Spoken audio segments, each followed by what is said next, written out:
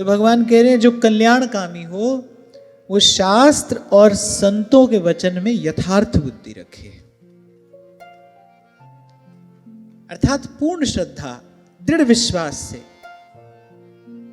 जो मार्ग गुरु ने दिया है, जो विचार गुरु ने दिया है, उसमें बिना कोई किंतु परंतु किए उसका अनुगमन करे, उसका अनुपालन करे।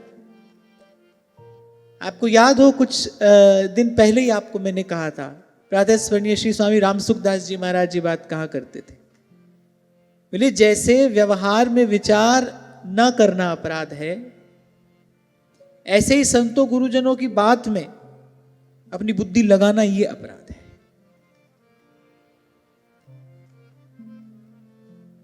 और फिर भाई भगवत प्राप्त महापुरुषों का भी यही कहना है कि कोई भव पार उतरा है तो इन्हीं संतों के शब्द रूपी जहाज पर बैठकर ही उतरा है।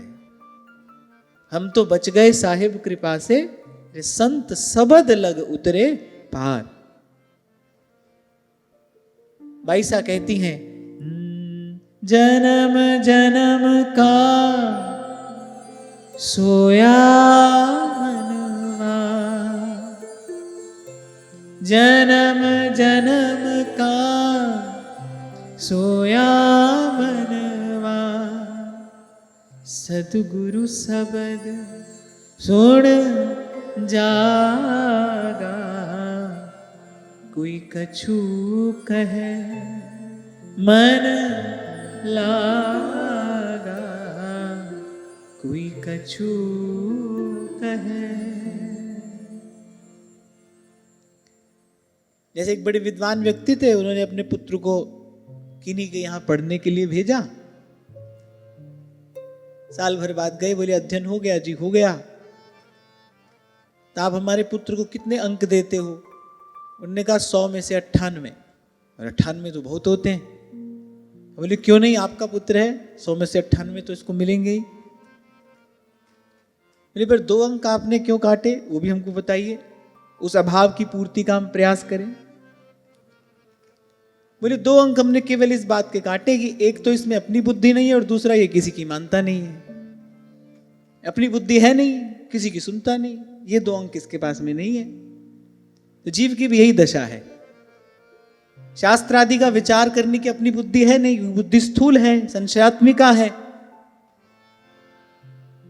रजोगुण तमोगुण से आवृत्त है।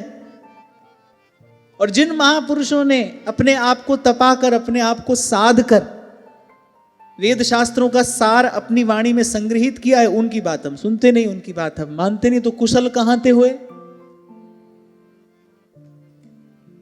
इसलिए भगवान ने कहा कि आप देखो, आरंभ भी कहां से किया? श्रद्धा। प्रथम हृदय श्रद्धा जो करे। और यहां अपनी वाणी को विराम देने से पहले भगवान यही कह रहे हैं, भाई शास्त्र और सत्पुरुषों के वचन में यथार्थ बुद्धि रखे, माने ऐसा ही है जो गुरुजन कह रहे हैं, ऐसा ही है। देखो, आप वृंदावन शतलीला का पाठ करते हो, एक वृंदावन ध्रुवदास जी हमको दिखा रहे हैं अपनी वाणी से, एक वृंदावन हम अपनी इन आंखों से देख रहे हैं। किसको मानकर भजन करोगे? इसको मानकर भजन करोगे? इसको मानकर तो भजन नहीं होगा। चारों तरफ देखो कैसी चिल्लपौ यहां पर है, इसको मानकर क्या भजन होगा? किसी को अगर वृंदावन भाव का भजन करना है, वृंदावन धाम का भजन करना है, तो भाई रसिकों की वाणी को ही तो प्रमाण मानना पड़ेगा, संतों गुरुजनों के शब्द को ही तो प्रमाण मानना पड़ेगा। जो भी वृंदावन में रहे और दृढ़ता पूर्वक, निष्ठा पूर्वक जिन्होंने वृंदावन धाम का सेवन किया, उन्होंने संतों गुरुजनों की बात को प्रमाण मानकर तो वृंदावन का सेवन किया, वो कर पाए। नहीं तो भाई अनेक अनेक प्रतिकूलताएं थी। मैं तो सदा आपसे कहता हूं, आज तो फिर देखो सब सुख सुविधा यहां पर हो गई। एक समय तो यहां पर ऐसा था, छोटी से छोटी वस्तु का भी अभाव था। घोर प्रतिकूलताओं के बीच में रहकर संतों ने यहां पर भजन किया। तो उनकी दृष्टि इसके बाह्य स्वरूप पर नहीं थी, उनकी दृष्टि इसके उस अंतरंग स्वरूप पर थी जो संतों ने, गुरुजनों ने अपनी वाणी में बताया। वहीं से उन्होंने वस्तु प्राप्त की। और मन एक है, या तो यहां लगा लो या वहां लगा लो। और 2 दिन पहले भी यही चर्चा हम कर रहे थे, दुविधा से बड़ी जीवन की और कोई पीड़ा नहीं है। और ये बड़ी दुखद बात है कि 99% लोग इसी दुविधा में अपना जीवन गंवा देते हैं। न तो व्यवहार सधता है, न परमार्थ सधता है। इसीलिए कबीर जी कहते भक्ति करे कोई सूरमा। इसीलिए कहा जो घर फूके आप ना चले हमारे साथ।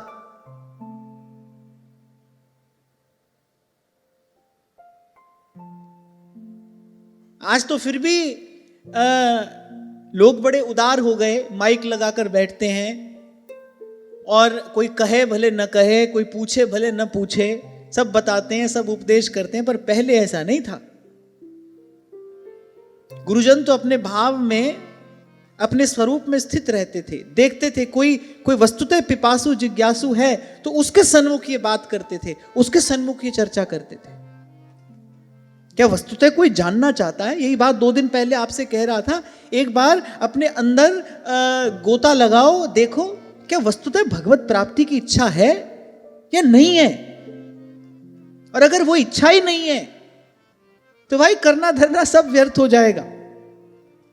जैसे कितनी भी बढ़िया गाड़ी में कोई घूम रहा हो पर उसको जाना कहीं नहीं है, तो वो क्या है? भटकना ही तो है। यहां चक्कर लगाया, वहां चक्कर लगाया, थोड़ा सा घूम फिर लिए, जहां से चले थे वहीं वापस आ गए। कुछ लोग करते हैं ना ऐसा, चलो राउंड मार कर आते हैं, उनको जाना कहीं नहीं है। राउंड का मतलब ही होता है जहां से शुरू करो वहीं वापस आ जाओ, उसको तो राउंड कहते हैं।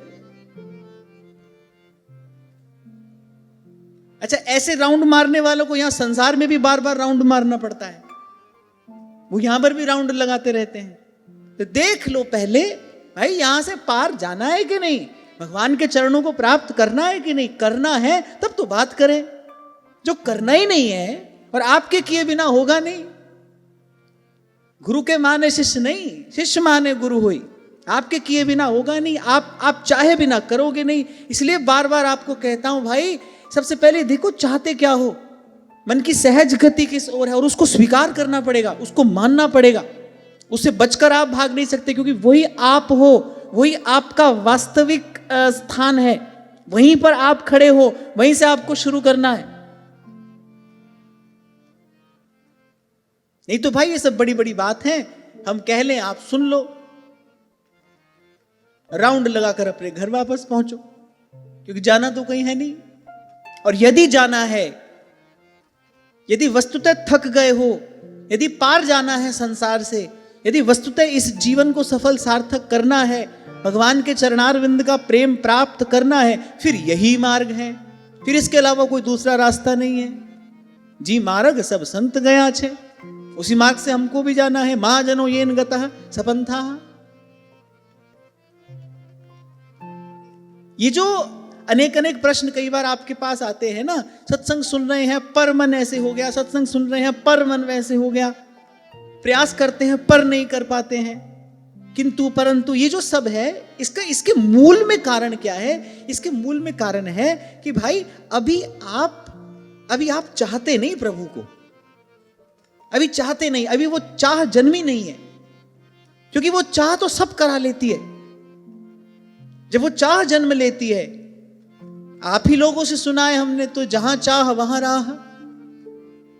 मैंने तो इसमें एक बात जोड़ दी थी कि जैसी चाह वैसी राह, जहां चाह वहां राह। Where there is a will there is a way. और इच्छा ही नहीं है तो बोले सब कुछ आपके सामने हो, वो सब व्यर्थ है। मोटी बुद्धि से समझने की बात है तो स्थूल बुद्धि से ही समझ में आ जाएगी। भूख ही नहीं है, सामने कोई भी वस्तु पड़ी हो, आपकी उसमें कोई रुचि नहीं है। और कहते हैं भाई भूख लगी हो तो 2 दिन की सूखी रोटी भी अमृत के समान लगती है। भूख लगी है, आपको शायद मैंने प्रसंग सुनाया था कि नहीं पता नहीं। श्री स्वामी सत्यानंद जी महाराज जब वो निकले उस परम सत्य की खोज में, अच्छा एक बड़ी अद्भुत बात उनके जीवन में ये देखने को मिलती है कि वो आत्म साक्षात्कार के लिए जो उनकी यात्रा थी, जो उनकी तपस्या थी, उससे पहले वो कई अन्य संप्रदायों में बिल्कुल शीर्ष पर पहुंच चुके थे। माने वो बड़े मान्य और प्रतिष्ठित विद्वान थे, कहते हैं प्रज्ञा उनकी ऐसी थी कि बड़े से बड़े विद्वान को वो तर्क में एक क्षण में परास्त कर देते थे। इतनी तीव्र उनकी बुद्धि, ऐसी अद्भुत उनकी मेधा, विलक्षण उनकी प्रतिभा। दो बड़े मान्य संप्रदायों में वो शीर्ष पर पहुंचे, लेकिन उनको संतोष नहीं हो रहा था। उनको लगता था कि मेरी तृप्ति नहीं हो रही, मुझे उस परमानंद की अनुभूति क्यों नहीं हो रही। मुझे ईश्वर ने ऐसी बुद्धि दी है, ऐसी प्रतिभा दी है, मैं एक क्षण में किसी को भी वाद विवाद में परास्त कर देता हूं। और वेद शास्त्र के पारगामी विद्वान, सब कुछ है, पर लेकिन उन्होंने कहा कि मुझे आत्म तृप्ति नहीं थी, मेरा मन संतुष्ट नहीं था। वो जो नारद जी जिसको कहते हैं यन लब्धवा पुमांग तृप्तो भवति, उस तृप्ति का अनुभव मुझे नहीं होता था। कह देना बड़ा सरल है, जहां मीलों लंबी लाइन लगती थी उनसे मिलने के लिए लोगों की, वो सारा वैभव एक क्षण में छोड़कर और प्रभु को पाने के लिए चल दिए। हम तो छोटी छोटी तुच्छ तुच्छ बातों में किंतु परंतु कर रहे हैं। मैं कह केवल ये रहा हूं, जिसको इच्छा है उसके लिए रास्ता सामने है। कल भी आपको यही कह रहा था, यहां तो भूल भुलैया है, यहां तो सब दुविधा है, यहां तो सब झंझट है। और प्रभु की ओर किसी को जाना हो, इससे सीधा स्पष्ट तो कोई मार्ग ही नहीं है। वो भी सच्चा है, उसका मार्ग भी सच्चा है। हमारे प्रभु भी सीधे सरल हैं, सर्व सुलभ हैं राम हमारे, ऐसे उनका मार्ग भी ऐसा ही है। पर जाना तो हो किसी को। वो सब छोड़कर एक क्षण में चल दिए। और जब चले तो एक बार महाराज बताते हैं कि 3 दिन तक कुछ खाने को नहीं मिला। बोले शरीर बिल्कुल अशक्त हो गया, एक कदम भी आगे रखने की मेरी सामर्थ्य नहीं थी। और कहते जब नहीं चल पाया, हिमालय की ओर जब मैं यात्रा कर रहा था, और कहते जब मैं नहीं चल पाया, गिर पड़ा, तो कहते एक गाय भैंस चराने वाला वो मेरे पास आया। उसने मुझे देखा, सन्यासियों के से मेरे वस्त्र थे, सोचा कोई कोई कोई महात्मा है। तो उसने, उसके पास 3 दिन की बासी रोटी थी और थोड़ा सा गुड़ और थोड़ी सी चाय की पत्ती, बस यही सामान उसकी पोटली में था। अब उसने कहा भाई कोई साधु है, सेवा कर देनी चाहिए। उसने वो चाय की पत्ती उबाली, थोड़ा गुड़ उसमें डाला और वो 3 दिन की बासी रोटी महाराज को दी। जैसे श्री रघुनाथ जी शबरी जी के बेर का वर्णन यत्र तत्र करते थे ना, ऐसे ही महाराज जीवन भर ये बात कहा करते थे। बोले जो आनंद, जो सुख मुझे उस 3 दिन की बासी रोटी में मिला, वो मुझे आज तक कभी नहीं आया। और फिर तो वो प्रभु को पाकर ही लौटे। इस यात्रा से वो खाली हाथ नहीं लौटे, फिर तो वो प्रभु को पाकर ही लौटे। भगवत प्राप्त महापुरुष, जहां उन्होंने दृष्टि डाली वहीं पर रिद्धि सिद्धि प्रकट हो गई। लेकिन उसके बाद भी वो यही कहा करते थे, बोले वो जो सुख मुझे वो बासी रोटी खाकर मिला ना, बोले वो कभी नहीं मिला, वो सुख फिर कभी नहीं आया। तो कहने का तात्पर्य क्या है कि भूख हो तो बासी रोटी भी अमृत है। हम कह रहे हैं कि भजन में आनंद नहीं आ रहा है, भजन भी कर रहे हैं, यहां भी जा रहा है मन, वहां भी जा रहा है, बात बन नहीं रही। क्यों? क्योंकि भाई भूख नहीं है, भगवान से मिलने की इच्छा नहीं है। और भगवान से मिलने की इच्छा क्यों नहीं है? क्योंकि भाई संसार की इच्छा है। इसीलिए तो ध्रुवदास जी कह रहे हैं, पहले काम कामना वासना मन ते कर सब दूर। इसीलिए सेवक जी महाराज ने कहा है, शुक मुख वचन जो श्रवण सुनावहु। आपसे उस दिन कह रहा था ना मैं, कहा तब श्री हरिवंश सुनाम कहावो, क्योंकि वो तो प्रेम मूल यह नाम है। अरे जब काम कामना वासना मन से हटेगी नहीं, मन इन्हीं सब से मैला होगा, तो वो हरिवंश नाम रूपी रत्न को पधराओगे कहां? हरिवंश नाम क्या है? कहा ललिता अधिक श्यामा और श्याम, श्री हरिवंश प्रेम रस धाम, करे नाम प्रगट जग जानी। श्री हरिवंश नाम तो नित्य विहार का बीज है। जैसे एक पोटली में अनेक दुर्लभ रत्न कोई बांध कर रख दे, दिखने में पोटली है ना, होने में तो खजाना है वो। ऐसे ही नाम दिखने में नाम है, पर होने में तो भाई ये नित्य विहार है। नित्य विहार का बीज श्री हरिवंश नाम है। और जैसे बीज में वृक्ष समाया होता है, ऐसे ही इस नाम में भी नित्य विहार रूपी नाम ही समाया है।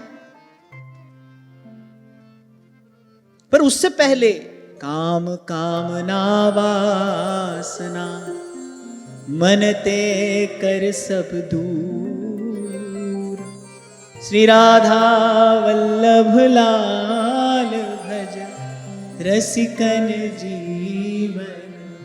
इसीलिए सेवक जी महाराज आज्ञा देते हैं। अच्छा, श्री भगवत रसिक देव जी भी यही बात कहते हैं, प्रथम सुने भागवत भक्त मुख भगवत बानी।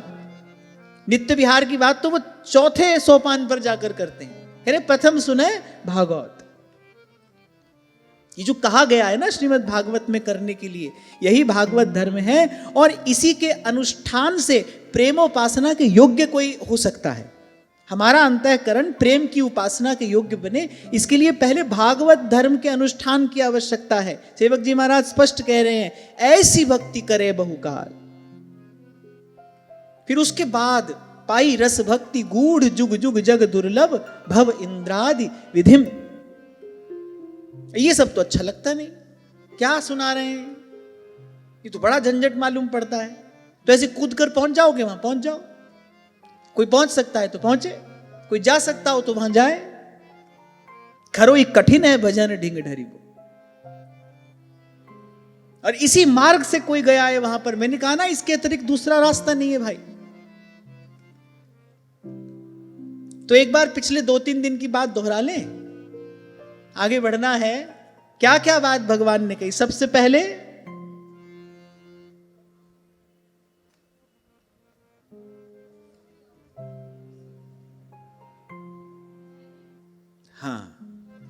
सबसे पहले तो भगवान ने कहा भाई धीरज रखना, 2-4 दिन में कुछ नहीं घटेगा, धीरज रखना। हरि सो लाग रहो मेरे भाई। अपनी मौज तो इसी में है भाई, अपने को सीधा सच्चा रास्ता मिल गया। अच्छा देखो, जन्म जन्म संसार में धक्के खाए, वहां से तो थके नहीं। यहां 4 दिन में व्यक्ति थक जाता है। बहुत भजन कर लिया, बहुत समय हो गया दीक्षा लिए हुए, पर अभी तो कोई बात बनी नहीं। पीछे मुड़कर देखो, देख सकते हो तो अपनी यात्रा पीछे मुड़कर देखो, कितने जन्म, सदा से ही जन्म जन्म से संसार में जीव धक्के खा रहा है, वहां से तो थकता नहीं। वहां तो एक क्षण में कूद कर जाने का अवसर मिले तो वो अवसर छोड़ता नहीं। और यहाँ 4 दिन हुए भजन करते, बोले अभी तो कुछ हुआ नहीं, तो कुछ मिला नहीं, हमको तो कोई अनुभव हुआ नहीं, हमारा मन तो अभी बार बार संसार में जा रहा है। अभी भी किसी ने पूछा है, भजन करें पर मन संसार में जा रहा है, और कहां जाएगा? जो जन्म जन्म का उसका अभ्यास है वही तो जाएगा। इस बात में इतना आश्चर्यचकित होने की क्या बात है? इसीलिए तो भगवान कह रहे भाई धीरज रखना, लगे रहना, भजन छोड़ना नहीं। सुख पाए फूले नहीं, दुख पाए विललाए, कोई बात नहीं, होगा। ये क्या कम बड़ी कृपा है कि हमको ये मार्ग मिल गया, इस रास्ते पर हमारा पैर पड़ गया? होगा, जरूर होगा, क्यों नहीं होगा। कल भी आपसे मैं कह रहा था, यहां तो भाई सफलता की 100% गारंटी है। रे मन कर साहिब से प्रिय, जितने शरण आए सब उबरे, जितने शरण आए सब उबरे, ऐसी उनकी रीत रे मन कर साहिब सो प्रीत। तुम बड़ी बड़ी जो बात है, वो सार की जो बात है, उसकी एक बार चर्चा हम कर लेते हैं। पहले तो भगवान ने कहा धैर्य रखे, फिर भगवान ने कहा जो भी करे मेरे लिए करे, संसार पर दृष्टि रखकर ना करे,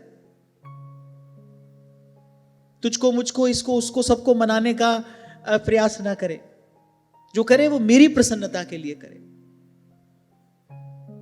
और सबसे महत्वपूर्ण बात जो कही गई, भाई नित्य प्रति मेरे गुणों का गान करता रहे, मेरे भक्तों के संग बैठकर मेरी कथाओं का श्रवण करता रहे। ब्रज नागर नंदलाल सुनिस दिन गाय, हरि भक्तन के बैठ हरि गुण गाइए, भक्तन के संग बैठ हरि गुण गाइए, ब्रज नागर नंदलाल सुनिस दिन गाय। फिर भगवान ने कहा समता और शांति, इन भावों को अपने जीवन में स्थिर करके रखे। और नाता राम का हो, काम का नहीं। कल आपसे मैंने कहा था राम का नाता हो तो सब अपने हैं, काम का नाता हो तो भाई फिर अपना शरीर भी अपना नहीं है। तो नाता राम का रखे, काम का नहीं। और जो कल जो बड़ी महत्वपूर्ण बात जिस पर चर्चा हुई, क्या? एकांत सेवन। इसका अभ्यास अवश्य होना चाहिए। देखो, एकांत में रहने से मौन का अभ्यास सहज होता है।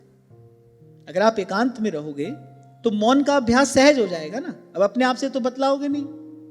कोई भी आसपास रहा तो कुछ ना कुछ किंतु परंतु होता रहेगा ना। कोई भी पास में रहा, जैसे कहने सुनने की महिमा है ऐसे ही मौन की भी महिमा है। ये बिल्कुल ठीक ऐसा ही है कि जैसे खाना महत्वपूर्ण है, उसके साथ साथ उतना ही पचाना भी तो महत्वपूर्ण है। खाओ लेकिन पचाओ नहीं तो क्या होगा? अंततः शरीर शिथिल तो पड़ेगा। व्यक्ति खा तो रहा है लेकिन उसको पच नहीं रहा है, तो शरीर को कुछ मिलेगा थोड़ी। ऐसे ही जो कहना सुनना है, ये मान लो खाना है, और मौन जो है, एकांत जो है, वो उसको पचाना है। तो जितना खाना महत्वपूर्ण है उतना ही पचाना भी महत्वपूर्ण है। और मुझे तो लगता है कि अगर पाचन क्रिया अच्छी हो तो साधारण वस्तु भी शरीर को पोषण देने वाली है, और पाचन क्रिया ही अच्छी नहीं है तो कितना ही बढ़िया से बढ़िया काजू बादाम खाओ, वो सब व्यर्थ है।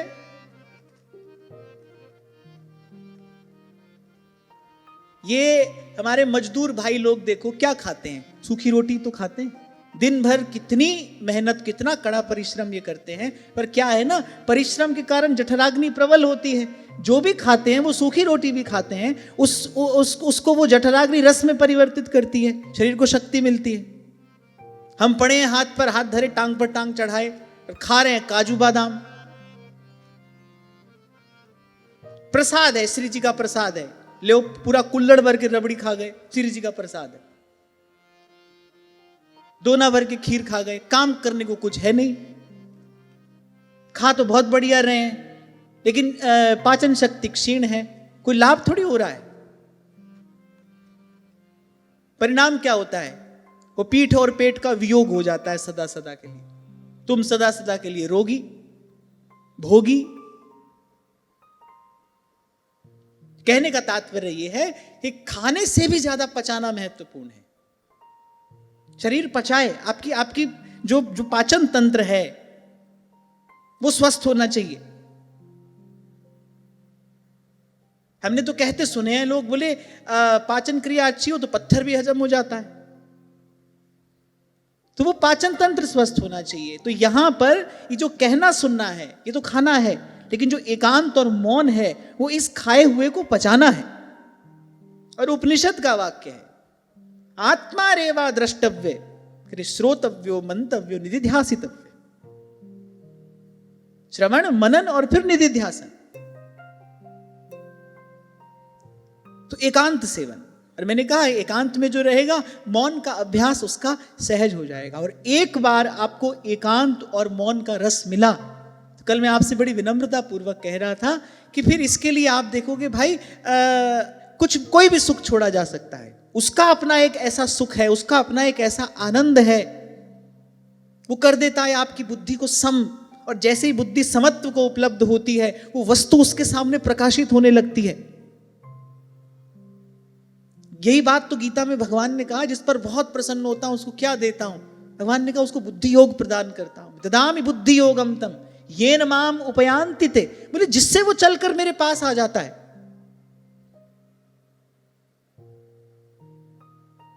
इसीलिए बार बार आपको यह भी कहता हूं भाई, हमको सेवा करनी है श्री जी की, पर कैसी करनी है जिससे हमारा जो बाहरी संपर्क है वो कम से कम रहे। उसमें भी आपको सुबह से लेकर शाम तक 10 लोगों से संपर्क करना पड़ रहा है, सुबह से लेकर शाम तक आप खटपट कर रहे हो। नहीं भाई, ये मार्ग ठीक नहीं है, ये साधन का मार्ग नहीं है। और ना ही श्री जी को ऐसी किसी वस्तु की कोई आवश्यकता है। ये सब तो हमारा बनाया है भाई। महापुरुषों का मार्ग तो नाम वाणी जहां श्याम श्यामा तहां, नाम वाणी निकट श्याम श्यामा प्रगट। और कल एक बात और मैंने आपसे कही थी कि आपको अनुकूल वातावरण मिला है, बड़ी अच्छी बात है, बड़ी प्रभु की कृपा है। नहीं मिला है तो फिर बनाने का प्रयास करो। जैसे संसार में थोड़ी सी भी आशा की किरण दिखाई दे तो व्यक्ति प्रयत्न करना नहीं छोड़ता है ना, प्रयास करता है उसके लिए। ऐसे ही अनुकूल वातावरण बनाने का प्रयास करिए। आप प्रयास करोगे, आप इसके लिए प्रयत्न करोगे, भगवान आपकी संभाल करने के लिए खड़े हैं। और सदा ही आपसे मैंने कहा, प्रभु कैसे संभाल करते हैं? जी में बालक राखे महतारी, करऊं सदा तिनकी रखवारी। जी में बालक। फिर आगे भगवान ने कहा, सच्छ्रद्धया ब्रह्मचर्येण शश्वत असंप्रमादेन यमेन वाचा।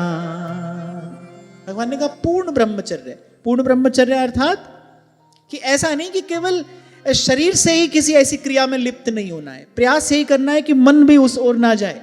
2 दिन पहले इस विषय पर हम बात कर रहे थे।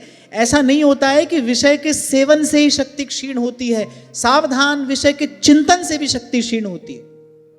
जो आपकी सकारात्मक ऊर्जा है, जो आपकी वाइटल फोर्स है, विषय के सेवन से आपकी वो सकारात्मक ऊर्जा नष्ट होती है। आपको कहीं ये लगे भाई कुछ किया थोड़ी, केवल सोच ही रहे थे, नहीं, वो सोचने से भी शक्ति क्षीण होगी। और विचार के साथ ही एक और बात है, ध्यान से सुनना, विचार के साथ ही उस शक्ति का स्खलन आरंभ हो जाता है, वो नीचे की ओर जानी आरंभ हो जाती है, उसका अधोगमन आरंभ हो जाता है, जैसे आप विषय का चिंतन करते हैं। ये जो भगवान ने पूर्ण शब्द कहा, ब्रह्मचर्येण शश्वत, पूर्ण ब्रह्मचर्य। पूर्ण का अर्थ ऐसा नहीं कि केवल शरीर से ही आपको लिप्त नहीं होना है, नहीं, मन से भी उस ओर नहीं जाना है। और मुझे तो व्यक्तिगत रूप से ऐसा लगता है कि विषय के सेवन से भी ज्यादा जो भयानक है वो विषय का चिंतन है। क्यों? क्योंकि सेवन तो भाई आप थोड़ी ही देर के लिए कर सकते हो। शरीर के पास जितनी सामर्थ्य है उतना ही आप उसका सेवन करोगे, लेकिन विषय का चिंतन तो कभी कभी देखा जाता है दिन रात बना रहता है। बुद्धि उससे आवृत्त हो जाती है, फिर कुछ और दिखाई नहीं पड़ता। वो आपको भीतर से दुर्बल करता है, वो दीमक की तरह आपको भीतर से खोखला करता है। और अभी परसों ही हमने चर्चा की, भाई ये जो सब बात यहां कही सुनी जा रही है, इसका आधार क्या है? इसका आधार सदाचार है।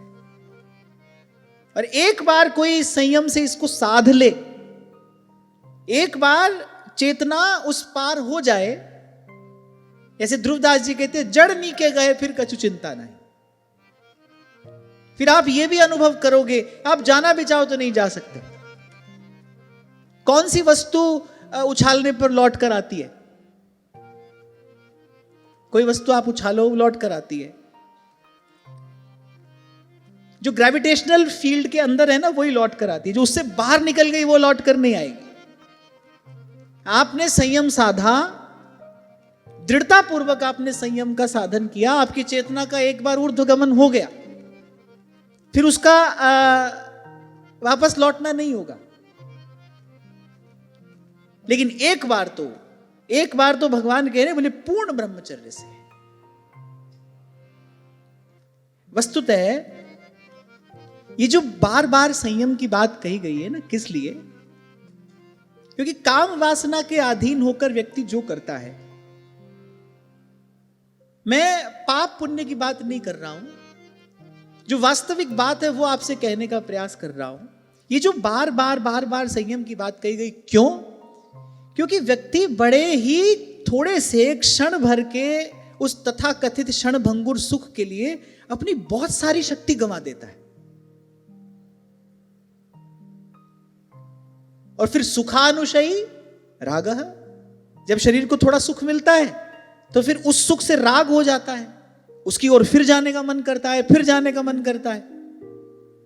एक बार उस थोड़े से सुख की अनुभूति हुई, आप फिर उसके पास गए, 2 बार क्या हुआ, वो जो राग का बंधन था वो और गाढ़ा हो गया। अब आप 4 बार वहां जाओगे, फिर आप 8 बार वहां जाओगे, और फिर क्या होगा, एक समय लिप्त हो जाता है व्यक्ति उसमें। It's a very demanding process. वो थोड़ा सा क्षण भर का जो सुख है वो आपकी बहुत सारी शक्ति आपसे ले रहा है। तो ये तो बहुत ही बड़ा घाटे का सौदा है। फिर हमारे ऋषि मुनियों ने ये सोचा, भाई ऐसे तो ये मनुष्य मानेगा नहीं। फिर पाप का भय दिखाया गया। मनुष्य और आगे निकला, बोले कोई बात नहीं, साल में एक बार गंगा जी नहाए आएंगे, कोई बात नहीं। पर असली में बात यह है, जो वास्तविक सत्य है वो ये है, क्योंकि इससे शक्ति का बहुत अधिक ह्रास होता है। आपकी जो प्राण शक्ति है वो हमेशा हमेशा के लिए क्षुभित हो जाती है, एजिटेटेड।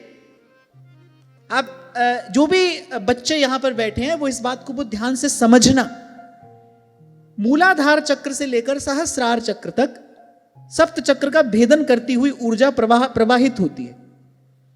लेकिन जब बार बार आप किसी सेक्सुअल एक्टिविटी में इन्वॉल्व होते हो तो क्या होता है, वो जो आपकी प्राण शक्ति है वो एजिटेट हो जाती है, उसका जो प्रवाह है वो क्षुभित हो जाता है। इसीलिए ऐसे व्यक्तियों के जीवन में आप क्या देखोगे, अवसाद देखोगे। छोटी छोटी बात पर क्रोधित हो जाना, छोटी छोटी बात पर हिम्मत हार जाना, निराश हो जाना, सुसाइडल थॉट्स आना। शरीर तो शिथिल होता ही होता है, पर उसके साथ साथ मन, बुद्धि, अपना ओज, तेज, अपनी शक्ति को धीरे धीरे करके सब गंवा देते हैं। कभी कभी ऐसा भी होता है कि बाहर से देखने में नहीं प्रतीत होता है कि भाई इस व्यक्ति के साथ कुछ ऐसी दुर्घटना घट रही है, लेकिन भीतर ही भीतर, जैसे दीमक जब लकड़ी को खाती है तो बाहर तो सबसे अंत में पता चलता है ना, पहले वो भीतर ही भीतर से उसको खोखला करना शुरू करती है। शरीर की जो शक्ति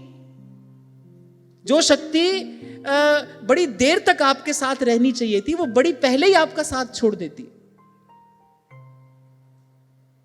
तो इसमें तो केवल हानि ही हानि है, केवल हानि। और यदि किसी ने यहां पर अपने आप को बचा लिया, यदि किसी ने यह संयम अपने जीवन में साध लिया, वो जहां जाए उसकी वहीं विजय है। वो जहां जाएगा उसके लिए वहीं पर मार्ग बनेगा। क्योंकि व्यक्ति कभी भी बाहर से नहीं हारता, व्यक्ति जब भी हारता है भीतर से ही हारता है। मन के हारे हार है और मन के जीते जीत, मन ही मिलावे राम से, मन ही करे फजीत। और दोनों कान खोलकर सुन लेना भाई, कि आपके बर्तन में बाकी सब ठीक है, लेकिन एक ये छिद्र है, आप पहुंचोगे कहीं नहीं। ध्यान रखना, ये इसे साधे बिना आप एक कदम भी आगे नहीं बढ़ सकते, ये बात आप ध्यान रखना। अगर ऐसा होता तो ध्रुवदास जी को यही 3 शब्द कहने की आवश्यकता नहीं थी। काम कामना वासना मन ते कर सब दूर, राधा वल्लभ लाल भज रसिकन जीवन। इसलिए कहा भगवान ने पूर्ण ब्रह्मचर्य से, केवल शारीरिक रूप से नहीं, मानसिक रूप से भी, वैचारिक रूप से भी। ये तो मैं वैसे सदा से ही आपको कहता आया हूं कि आपके विचार में भी अनुशासन होना चाहिए। ऐसा नहीं कि किसी ने कुछ कहा आप भी उसके विचार पर सवार होकर उसके पीछे पीछे चल दिए। आप साधक को देखो, आपको वहां जाना चाहिए कि आपको नहीं जाना चाहिए। और बुद्ध जन कहते हैं जो भी आपको दुर्बल कर रहा है ना, उसको तो विषवत त्याग देना चाहिए। श्री डोंगरे जी महाराज बार बार ये बात कहा करते थे, शक्ति के संचय में सुख है, शक्ति का क्षय करने में सुख नहीं है। कबीर जी एक बड़ी अच्छी बात कहते हैं, अब पता नहीं कोई समझेगा कि नहीं। कबीर कहते हैं कि सूम सदा ही उद्धर है। पहले तो सूम किसको कहते हैं? सूम किसको कहते हैं? कंजूस, कंजूस को कहते हैं सूम। कहते सूम सदा ही उद्धर है और दाता जाए नरक। बोले सूम सदा ही उद्धर है, बोले जो कंजूस है उसका सदा ही उद्धार होता है। और कह रहे दाता जाए नरक, और बोले जो दाता है वो नरक जाता है। कहे कबीर साधो सुनो बोले मत को जाओ सरक, सूम सदा ही उद्धरे और दाता जाए नरक। तभी तो कल आपको कह रहा था, किसी को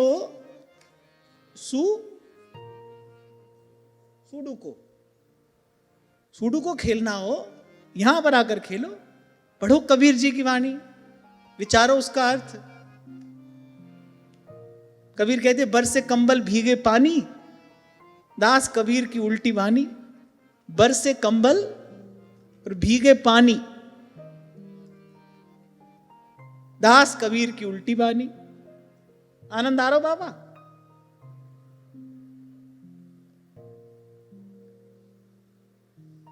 हाँ, करिए सोम सदा ही उद्धरे और दाता जाए नरक। कह कबीर साधो सुनो, मत को जाओ सरक। कोई बताएगा?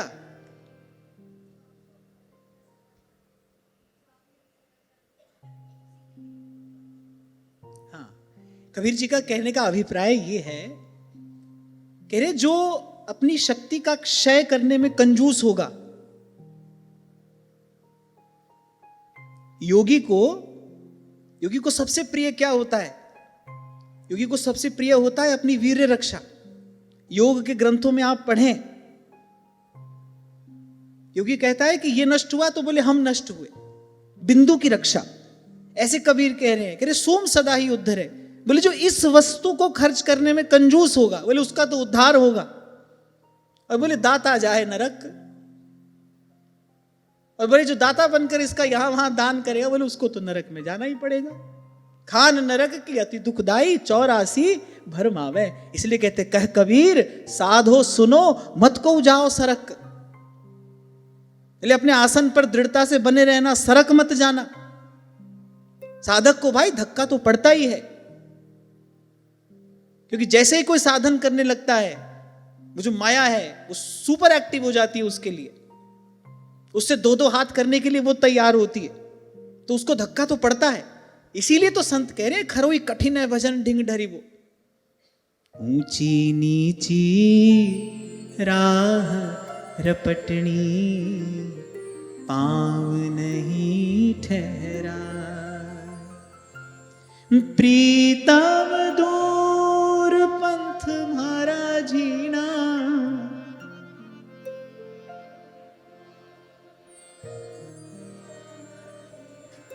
सूरत झकोड़ा खाए। सखी मैं हरि से मिलूं कैसे जाए, सखी मैं हरि से मिलूं कैसे जाए। गली तो चारों बंद हुई है, गली तो चारों बंद हुई है, गली तो चारों बंद हुई है, गली तो चारों बंद हुई है। मैं हरि से मिलूं कैसे जाए, सखी मैं हरि से मिलूं कैसे जाए, सखी मैं हरि से मिलूं कैसे जाए।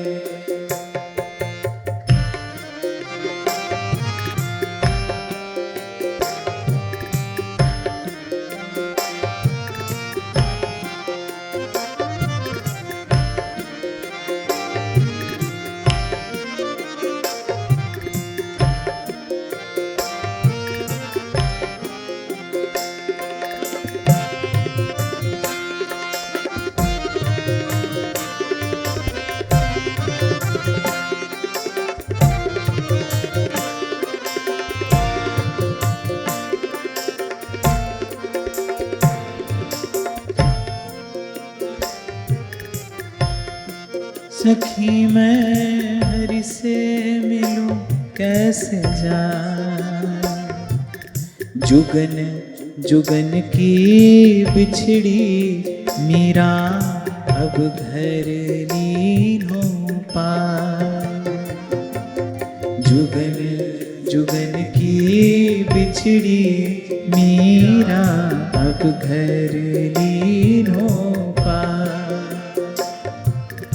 मीरा के प्रभु समरथ स्वामी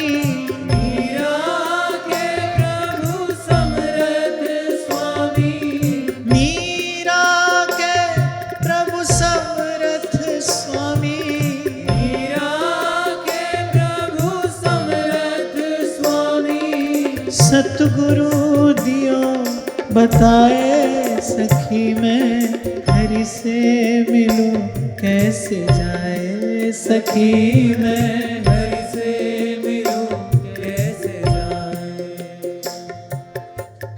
क्योंकि श्री बाईसा को तो योग का भी अनुभव है, वो पहले योगिनी है फिर अनुरागिनी है, तो उनको इस मार्ग का अनुभव है, इसीलिए वो कह रही हैं ऊंची नीची राह रपटनी पाव नहीं ठहराए। ऊंची नीची राह रपटनी पाव नहीं ठहराए। ऊंची नीची राह रपटनी पाव नहीं ठहराए। अरे पांव ठहरता नहीं इस मार्ग पे।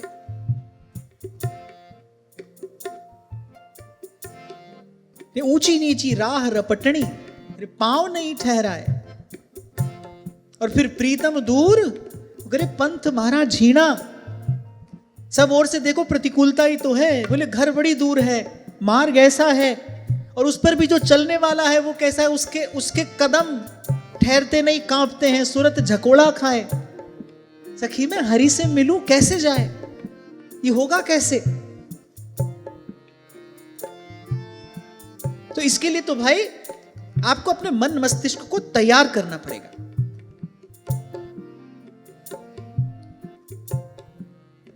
सीमा पर जो जवान खड़े रहते हैं उनको शारीरिक अभ्यास के साथ साथ मानसिक अभ्यास भी तो कराया जाता है। मेंटली भी कितने टफ होते हैं वो लोग, अंतिम समय तक लड़ते हैं।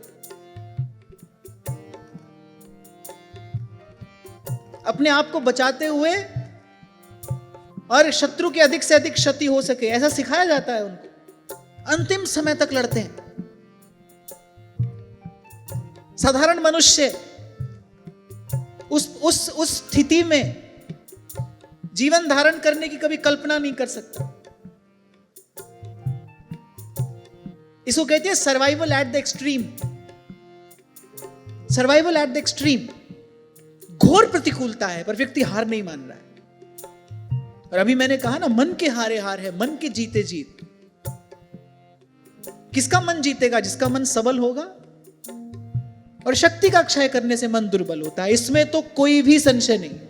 और जो मैंने आपको बताया ना कि मूलाधार चक्र से लेकर सहस्रार चक्र तक जीवनी शक्ति का प्रवाह सही सुचारू रूप से होगा तो आप तन से, मन से, बुद्धि से स्वस्थ रहेंगे, स्थिर रहेंगे, प्रसन्न रहेंगे।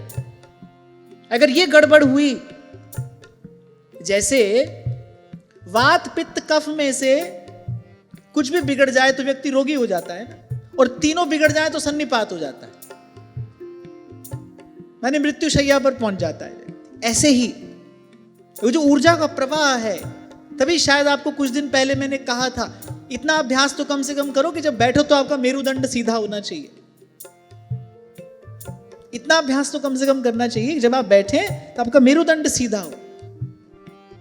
वो जो ऊर्जा का प्रवाह है उसको मार्ग तो दीजिए, सीधा मार्ग तो दें आप उसको, इतनी व्यवस्था तो करें। और आप इसका अनुभव करके देखना, आप मेंटली अलर्ट रहोगे, इससे मानसिक रूप से सजग, एक सजगता आती है जब आप अपना मेरुदंड सीधा रखते हैं। तो हम धन्य हैं कि हमको ऐसी पवित्र भूमि पर जन्म मिला जहां हमारे ऋषि मुनि हमारे लिए ये सब ज्ञान विज्ञान उत्तराधिकार में छोड़कर गए। छोटी छोटी बातें, मेरी इस एक वाक्य में बड़ी श्रद्धा है, छोटी छोटी बातें जीवन में पूर्णता लाती हैं। और पूर्णता का आना बहुत बड़ी बात होता है, वो छोटी बात नहीं है।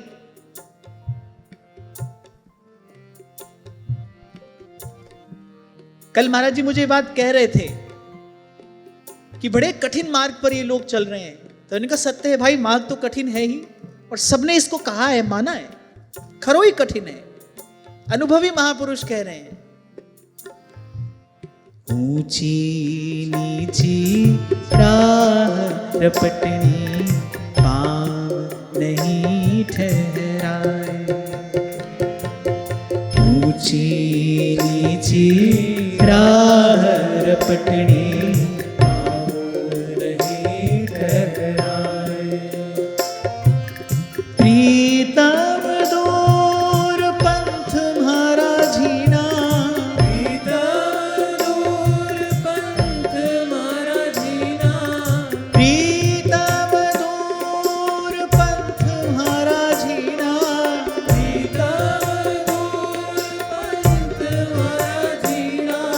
सूरत झकोड़ा खाए सखी मैं हरि से मिलूं कैसे जाए सखी मैं हरि से मिलूं कैसे जाए। गली तो चारों बंद हुई है, गली तो चारों बंद हुई है, गली तो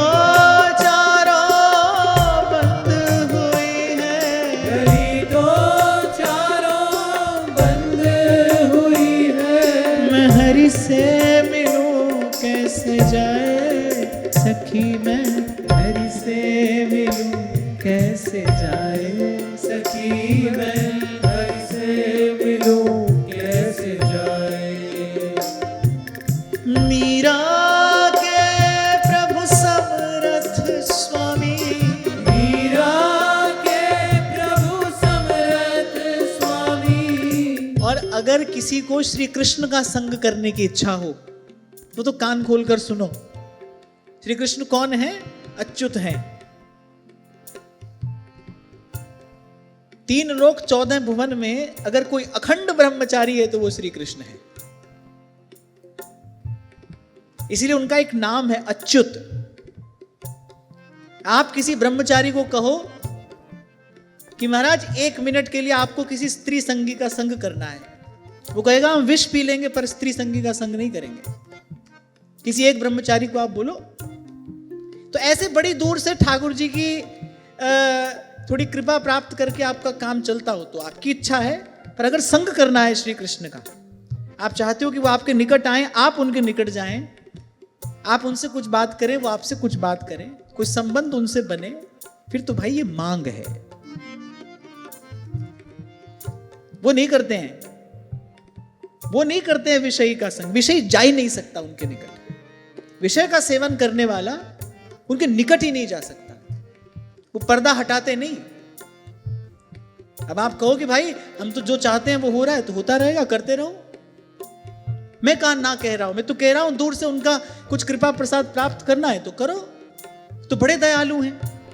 अरे पूतना जो मारने गई, बोले उसको भी धात्री की गति दे रहे हैं। उनकी दया कृपा का क्या कहना। पर आप चाहते हो कि उनके साथ आपकी बात बने, आप उनके निकट जाओ, वो आपके निकट आए, तो भाई फिर तो भाई अपने आप को उनके अनुकूल बनाना पड़ेगा। जैसा मैंने कहा ना, एक साधारण किसी ब्रह्मचर्य का व्रत किसी ने लिया हो, उसको आप कहो कि एक क्षण के लिए इसी स्त्री संगी है, इसके साथ आप बैठ जाओ, वो नहीं बैठेगा। कुछ योग के ग्रंथ भी मैंने पढ़े हैं, देखे हैं, तो कैसा योगियों का जीवन होता है, कैसी उनकी जीवन शैली है, कैसा उनका लक्ष्य है, वो सब बात उन्होंने अपनी वाणी में लिखी है, तो वहां से पता चलता है। और शायद 3 दिन पहले यहां भी ये चर्चा हुई, भगवान ने भी अपने पुत्रों को सदुपदेश कराते हुए कहा, परधन परतिये भंजु। एक और बात, ऐसा नहीं कि ये बात केवल अविवाहित लोगों के लिए ही है। व्यक्ति ये सोचे भाई हमारा तो विवाह हो गया, हमारे लिए तो अब सब छूट है। जो भी साधक है, वो विवाहित हो, अविवाहित हो, गृहस्थ हो, विरक्त हो, कोई भी हो, ये बात तो उसके लिए कही जा रही है, इसको श्री कृष्ण का प्रेम प्राप्त करने की इच्छा है। क्योंकि जहां राम तहां काम नहीं, और जहां काम नहीं राम।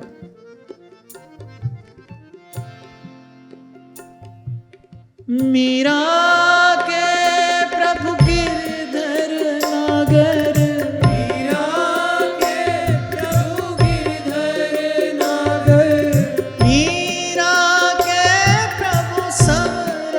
स्वामी मीरा के प्रभु समरथ स्वामी। सतगुरु दियो बताए, सखी मैं हरि से मिलूं कैसे जाए, सखी मैं हरि से मिलूं कैसे जाए, सखी मैं हरि से मिलूं कैसे जाए, सखी मैं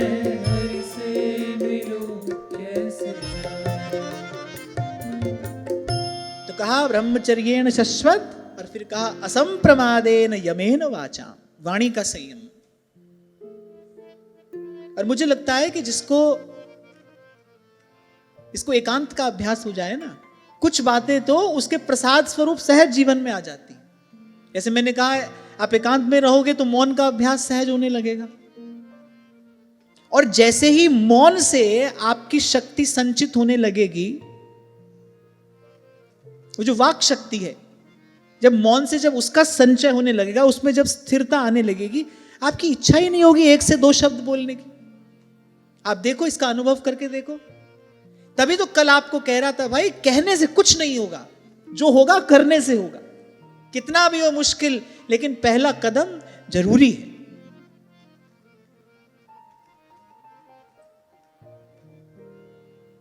इसलिए इस सारे प्रकरण में 2-3 बातें बड़ी महत्वपूर्ण हैं।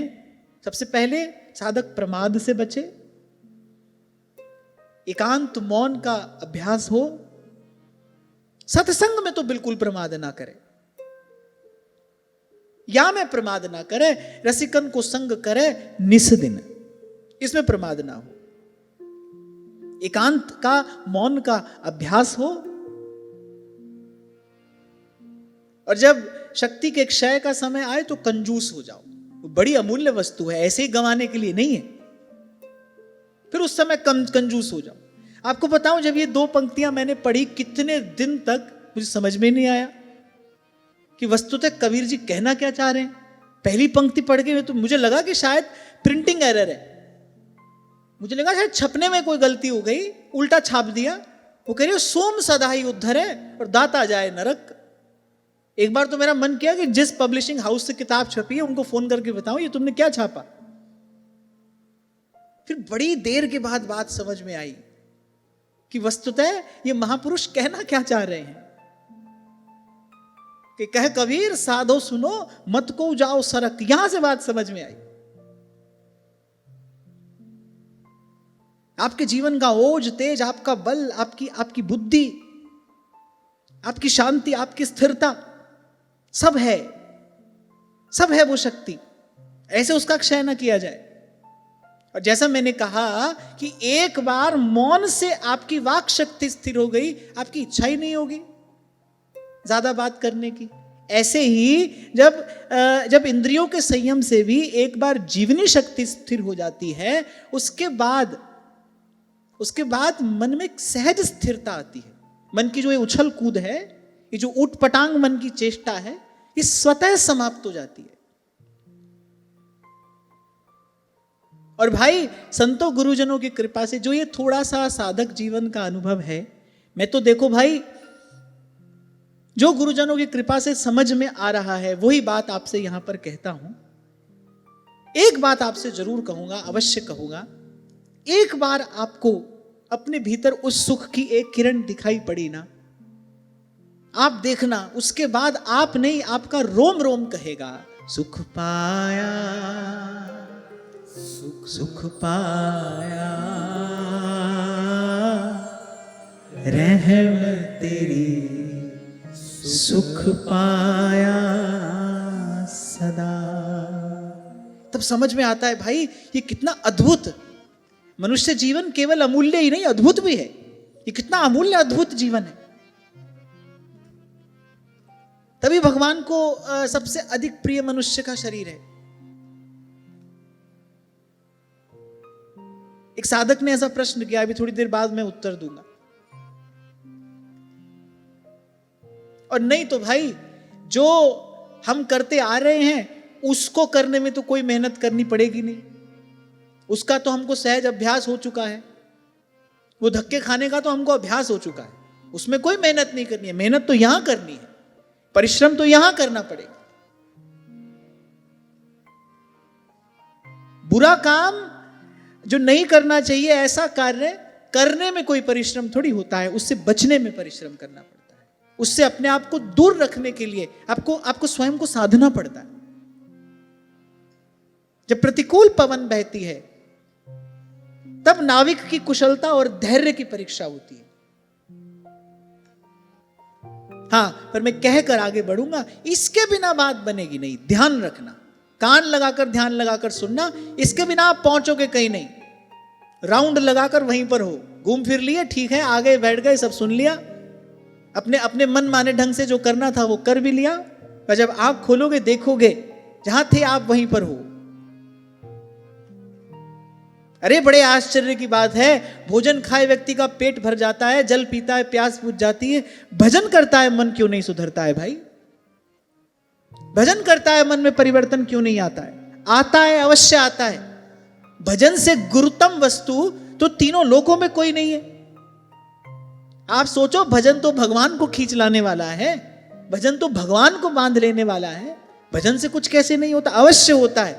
कबीर तो कहते हैं पल भर का ऐसा भजन, अरे भारे पाप भगाए। पल भर अगर कोई भजन कर ले, पर भजन करे। और उसमें पहली शर्त क्या है? सब तज भजिए नंद कुमार। नहीं तो गोस्वामी जी नहीं कहते अब प्रभु कृपा करहु इहि भांति। आप एक एक शब्द का विचार करो कि अब माने अब क्यों कह रहे हैं? बोले प्रभु मैंने सब देख लिया, सब देख लिया मैंने। किसी भी प्रकार कहीं भी कोई तंतु कहीं से बंधा रहेगा, बोले भजन का आनंद नहीं आता है प्रभु। आने लगे तो बना नहीं रहता है, तार टूट जाता है, पात्र में छिद्र हो जाता है। इसीलिए अब प्रभु कृपा करहु इहि भांति। सब तज भजन करहु दिन राति।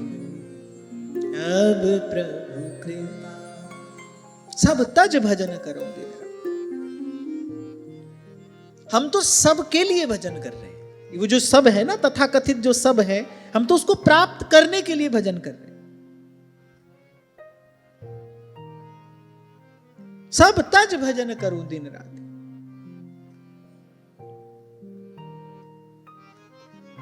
फिर आगे भगवान ने कहा कि इस प्रकार के साधन से,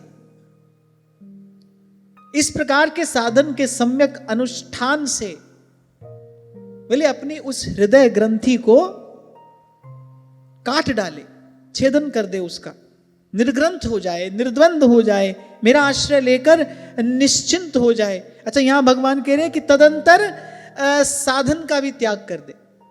बड़ी विचित्र बात है, पर ऐसा ही होता है, ऐसा ही होता है। महाप्रभु सुधा निधि में इसका बड़ा सुंदर उदाहरण देते हैं। कदा वाराधाया पद कमलमायोज हृदये दयेशं निःशेषं नियतमिह जय्यामुपविधिं। हे स्वामिनी, कब ऐसा समय आएगा जब सब कुछ भूलकर केवल केवल केवल आपके श्री चरण कमल होंगे, मेरा हृदय सिंहासन होगा, ये यमुना का पावन पुलिन होगा, और बस मुझे सब कुछ विस्मृत हो जाएगा। जय्याम उपविधिम, एक विधि होती है, एक उपविधि होती है। ये जितनी भी बाहरी क्रियाएं सब उपविधि है। विधि क्या है? जागृत स्वप्न सुषुप्तिषु स्फुरतु में राधा पदाब्ज छटा, यही एक विधि है, बाकी सब उपविधि है। और महाप्रभु कहते कब इस पूर्ण विधि में मेरा मन स्थिर होगा और बाकी सब उपविधियां मुझसे छूट जाएंगी। जैसे कई बार हमने नाम जप के विषय में चर्चा की, सबसे पहले कीर्तन करना चाहिए, सबसे पहले साधक को कीर्तन करना चाहिए। फिर इतने स्वर में नाम जप करे कि उस नाम जप का स्वर उसको स्वयं को सुनाई पड़े। फिर उसके बाद कुछ काल ऐसा करने के बाद फिर उपांशु जप करना चाहिए। उपांशु जप किसको कहते हैं? जिसमें केवल ओंठ हिलते हैं, स्वर नहीं होता, केवल ओंठ हिलते हैं। कुछ काल ऐसा अभ्यास करने के बाद फिर साधक की चेतना पहुंचती है कहां? अजपा जप में। फिर जप होने लगता है। आप कभी इस बात का अनुभव करना, अगर आप कर पाओ तो, कि कभी कभी आप नींद से जगते हो और आपको ऐसा लगता है जैसे नाम जप हो रहा था। अगर आप सही प्रकार से कर रहे हो तो ऐसा होगा। आप निद्रा से उठोगे और आपको उठते ही सबसे पहला भान जो होगा वो क्या होगा? आपको लगेगा कि जैसे भीतर नाम जप हो रहा था। इसको कहते हैं अजपा जप। आप नहीं कर रहे, आप तो सोए थे, लेकिन वो जो आपकी सूक्ष्म चेतना है वो लगी है जप में। फिर इसके बाद एक अंतिम स्थिति और है। श्री स्वामी सत्यानंद जी महाराज अमृतवाणी में कहते कि अजपा जाप भीतर हो शांत। वो अजपा जप भी शांत हो जाता है।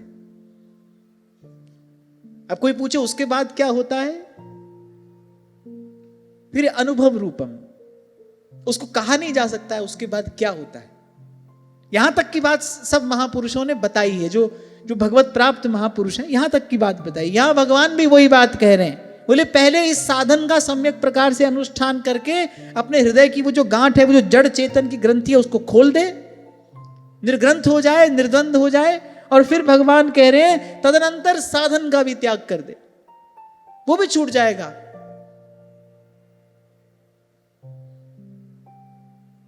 वो भी छूट जाएगा।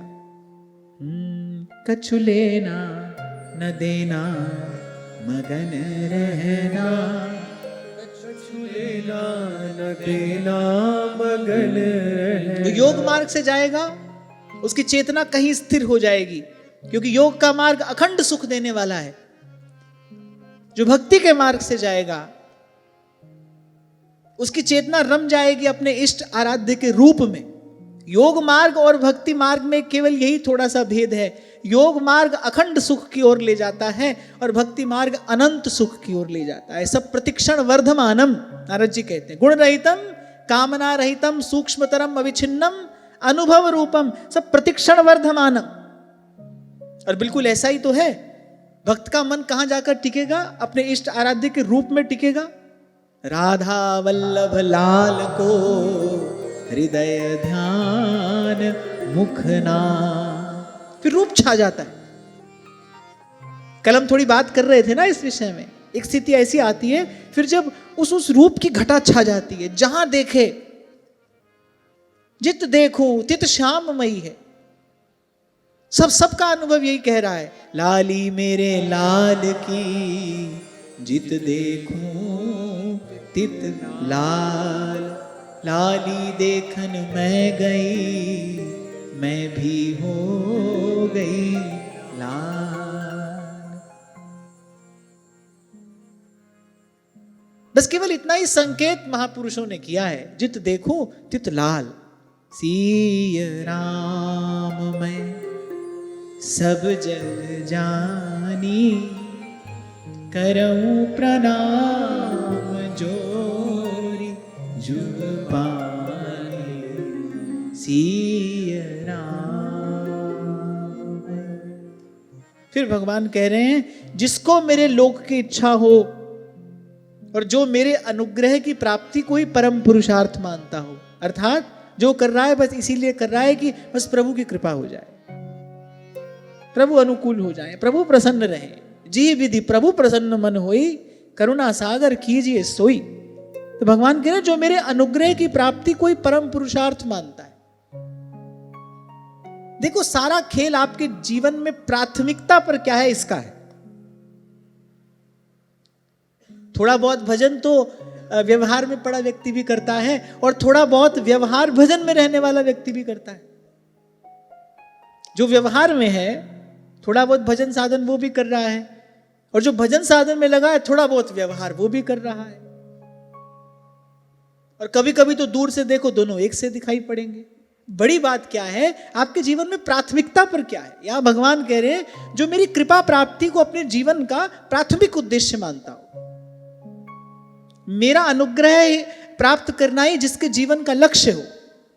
भाई हम जो कर रहे हैं इसलिए कर रहे हैं कि भगवान प्रसन्न हो, प्रभु प्रसन्न हो, प्रभु की हम पर कृपा हो, प्रभु अनुकूल हो। तो भगवान कह रहे यदि ऐसा है तो बोले राजा है तो अपनी प्रजा को यही उपदेश दे। अच्छा ये उपदेश भगवान ने दिया किसको है? अपने 100 पुत्रों को दिया है। तो भगवान ने कहा कि अगर राजा है तो अपनी प्रजा को यही उपदेश दे, क्योंकि इसी से कल्याण होगा। गुरु है तो अपने शिष्यों को यही सदुपदेश दे, क्योंकि कल्याण प्राप्ति का, श्रेय प्राप्ति का एकमात्र मार्ग यही है। और बोले पिता है तो उसे अपने पुत्रों को, अपनी संतान को यही बात सिखानी चाहिए, यही ज्ञान प्रदान करना चाहिए। आगे भगवान कह रहे हैं कि अज्ञान के कारण यदि प्रजा, शिष्य, पुत्र आदि इस मार्ग में न चलें, बोले उन पर क्रोध ना करें, बार बार प्रयास करके किसी प्रकार से उनको इसी मार्ग में लगाए। जब श्रीमद् भागवत की चर्चा आरंभ हुई ना, तो कुछ समय तक तो मुझे पता है आप सबके मन पर क्या बीती। बहुत सारे लोगों के भाव यहां वहां से मेरे पास आ जाते थे।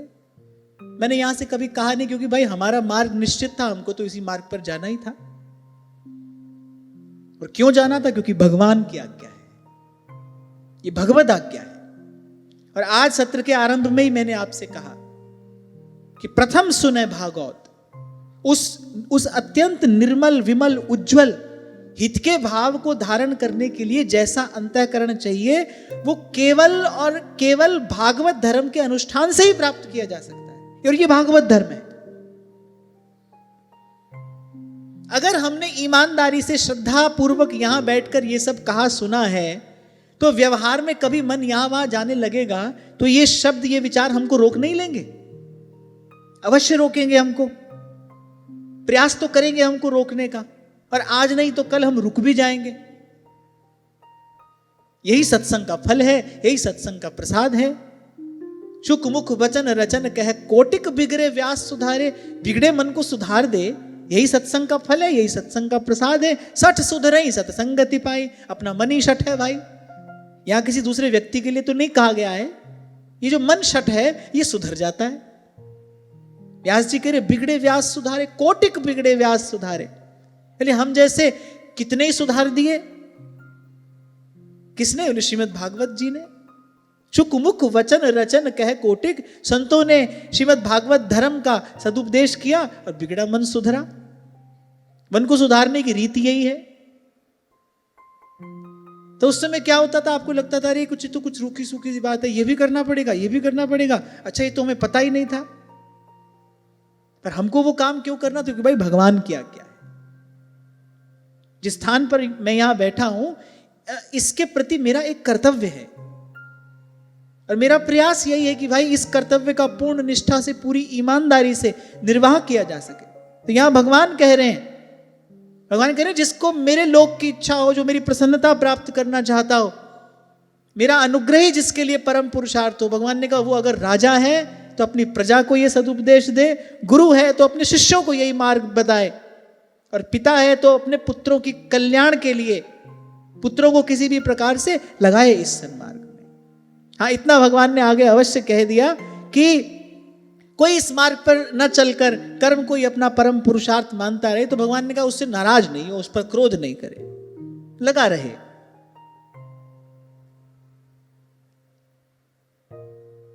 तो ऐसे ही हम भी भाई श्रीमद् भागवत के सानिध्य में आकर बैठेंगे, कहते सुनते रहेंगे, और संत हमको सहारा दे रहे हैं। जितने शरण आए सब उबरे, ऐसी उनकी रीत रे मन कर साहिब सौंपी। और फिर भगवान कह रहे समझा बुझाकर उनको उस सकाम कर्म के मार्ग पर न जाने दे। बोले वो तो बिल्कुल ऐसा ही है जैसे किसी अंधे मनुष्य को जानबूझकर गड्ढे में धकेल दे, ऐसा तो बिल्कुल भी ना करे।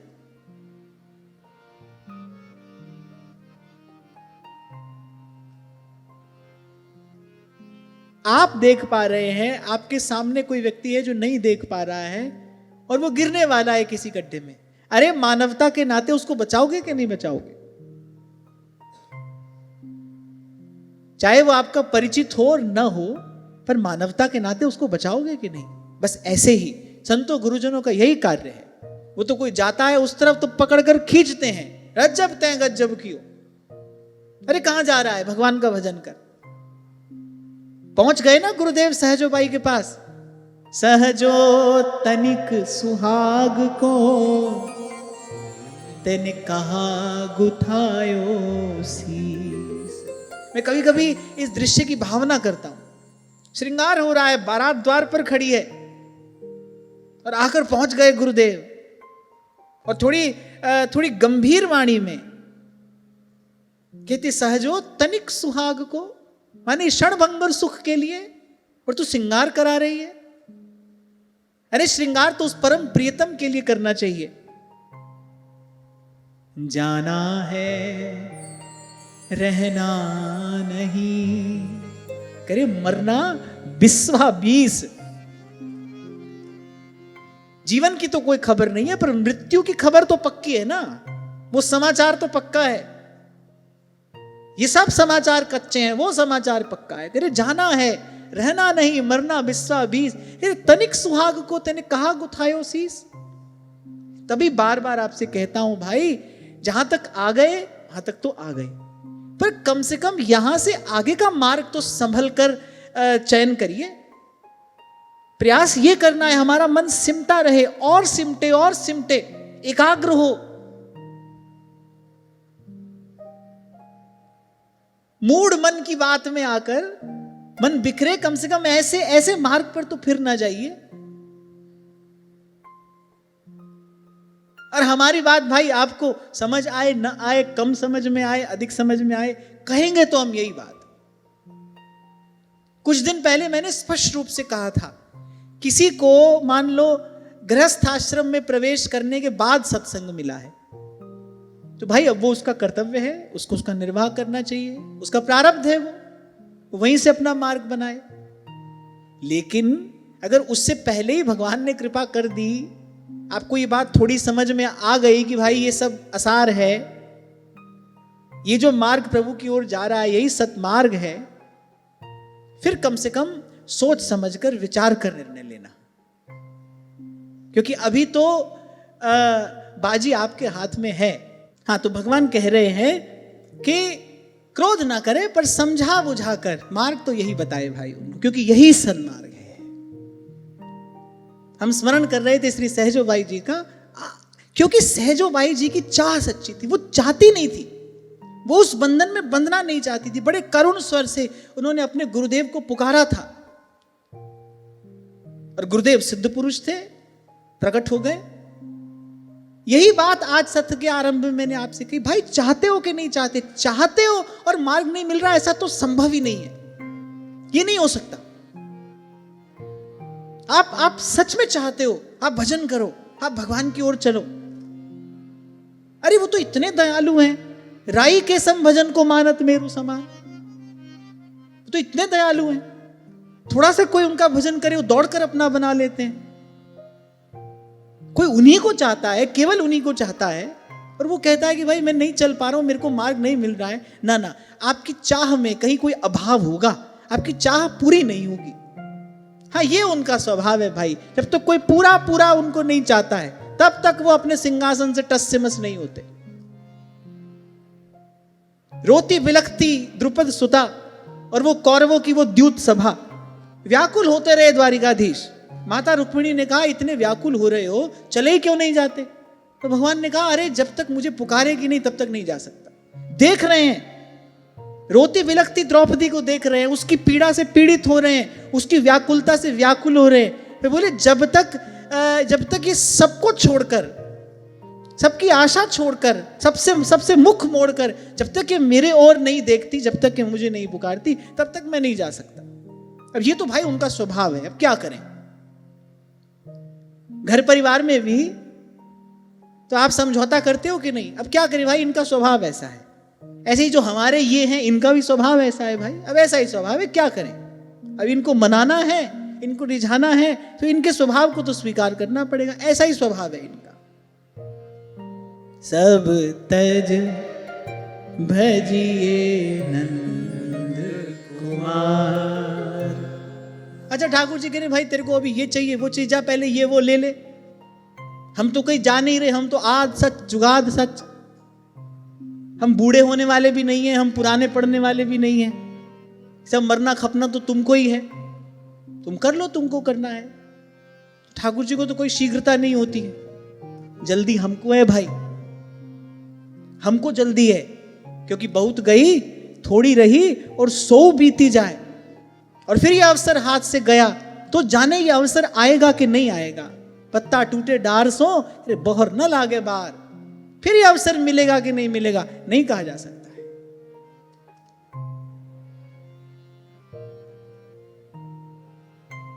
तो आगे भगवान ने कहा, अपना सच्चा कल्याण किस बात में है? बोले इसको लोग नहीं जानते। बोले जो साधारण मनुष्य है वो नहीं जानता है इस बात को कि भाई मेरा कल्याण किस प्रकार से होगा। इसीलिए तो अनेक अनेक प्रकार की भोग वासनाओं में फंसकर थोड़ी देर के सुख के लिए किसी से राग और किसी से द्वेष, किसी से प्यार और किसी से बैर, बोले ऐसे व्यक्ति ठान लेता है।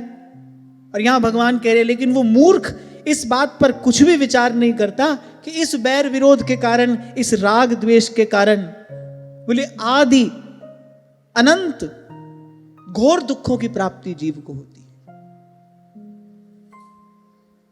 घोर दुख की प्राप्ति जीव को होती है इसी राग द्वेष के कारण।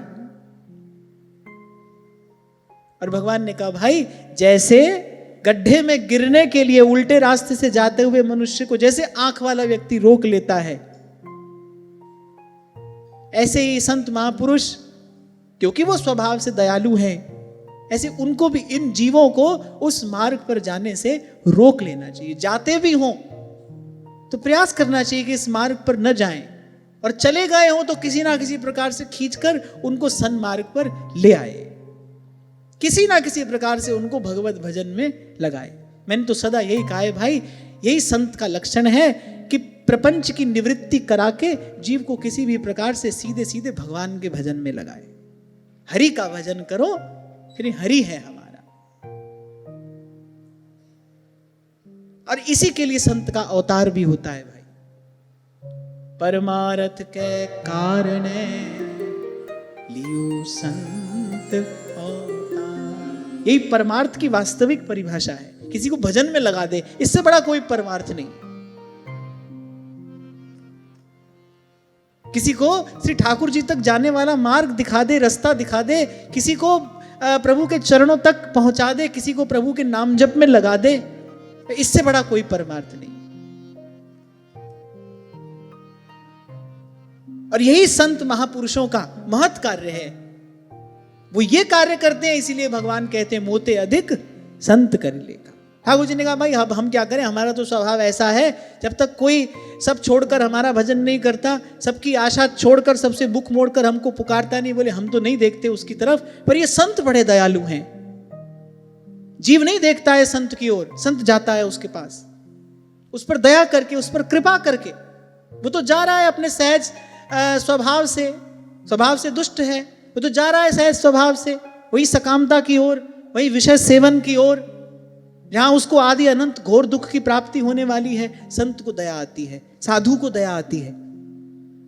इसीलिए पलटू साहब कह रहे हैं परमारथ के कारण लियो संत अवतार। इसीलिए व्यास जी कहते हैं भावत हरि प्यारे के प्यार, जिनके दरस परस हरि पाए, जिनके दरस परस हरि पाए, सुधरे भाग हमारे भावत हरि प्यारे के प्यारे, भावत हरि प्यारे के प्यारे। इसलिए रैदास कहते हैं आज के दिवस पे जाऊं बलिहारा, मेरे घर आया राजा राम जी का प्यारा, मेरे घर आया राजा राम जी का प्यारा। कह रैदास मिले हरिदासा, कह रैदास मिले हरिदासा, जन्म जन्म की पूरी आशा, जन्म जन्म की इसीलिए महाराज वाणी में कहते हैं, कोई ऐसो रे सुखदाई जिन हरि की कथा सुनाई, तिस भेटे गति हो हमारी, तिस भेटे गति हो हमारी। जन के चरण बस मेरे ही रे, जन के चरण बस मेरे ही रे, संग पुनीता देहि, संग पुनीता देहि, संग पुनीता देहि, संग पुनीता देहि। जन की धूर देहु कृपा निधि, जन की धूर देहु कृपा निधि, नानक के सुख एहि, नानक के सुख एहि, नानक के सुख एहि, नानक के सुख एहि। जन के चरण बस मेरे ही रे, जन के चरण बस मेरे, जन की धूर देहु कृपा निधि, जन की धूर देहु कृपा निधि। तो भाव से सब संतों की चरण रेणु अपने मस्तक पर शिरोधार्य करते हुए, सब संतों का पावन स्मरण करते हुए आज की वार्ता ही श्री जी के चरणों में निवेदन करता हूँ। महाराज श्री के चरणों में प्रणाम। आप सबके हृदयस्थ हित प्रभु को, भाव प्रभु को नमन।